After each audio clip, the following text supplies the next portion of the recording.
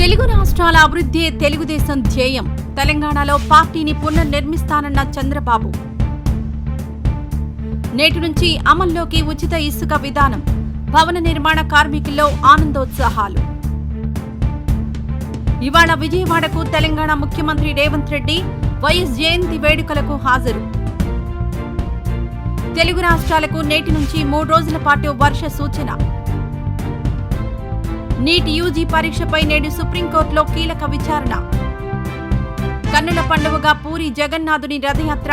లక్షలాదిగా తరలివచ్చిన భక్తులు. ఉత్తరాఖండ్లో భారీ వర్షాలు. చార్ధామ్ యాత్ర తాత్కాలికంగా నిలిపివేత. అట్టహాసంగా భారతీయుడు 2 ప్రీ రిలీజ్ ఈవెంట్. వేదికపై లోకనాయకుడి భావోద్వేగం. రెండో టీ20లో జింబాబ్వేపై భారత్ ఘన విజయం.